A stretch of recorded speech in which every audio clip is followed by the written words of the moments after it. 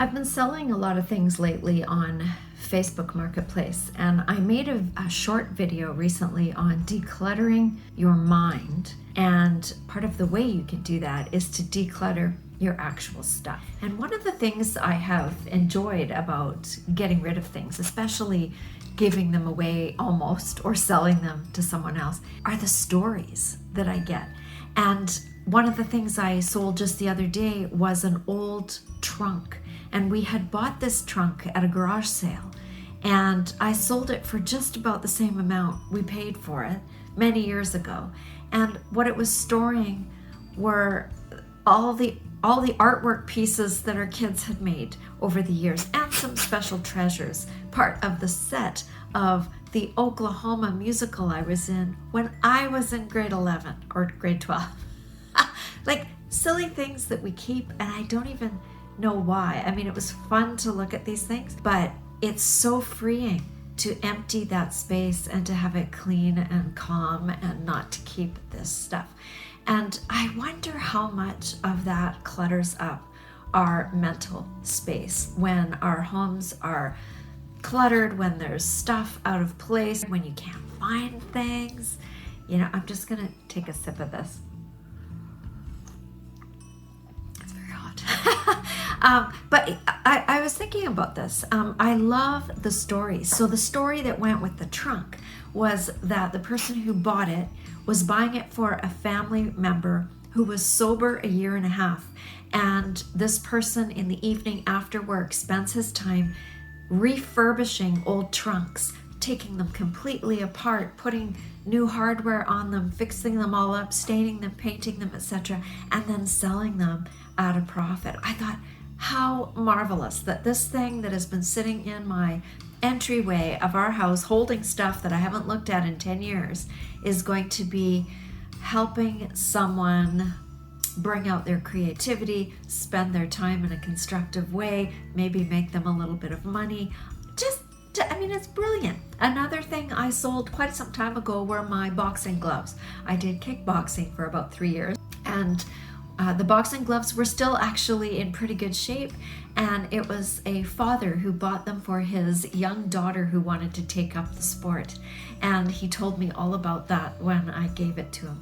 We sold an armchair that we had brought back after my in-laws passed away, and the armchair was in perfect condition. There was nothing wrong with it, but we already had enough armchairs in our house.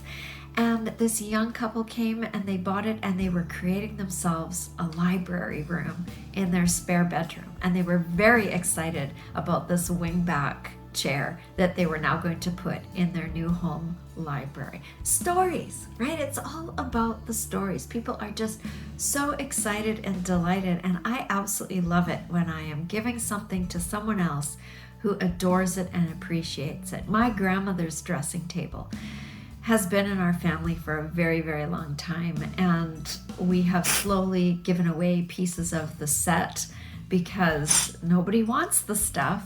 And the veneer was ruined on it. You know, some of it was coming up. It was going to take a lot more work, time, talent, skill than I have to make it pretty again. And this woman got it, and she was so excited about it.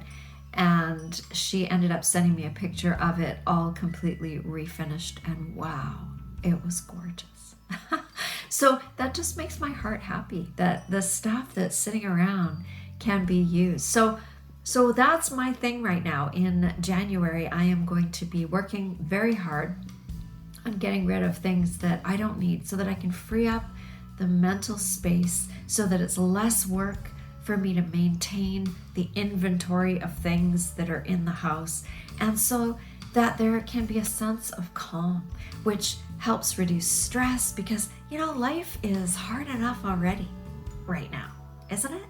To be able to find calm and to de-stress in different ways can help me be more creative and more productive at work.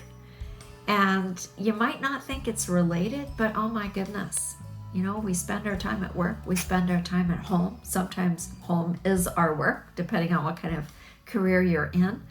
And to come home or to be at home in a place that's calm and that's stress-free can be a gift. So give yourself the gift during this winter time when there's not a lot you can be doing outside, maybe, at least not where I live, and give yourself this mental decluttering as a gift, because oh my goodness, it's worth it, friends.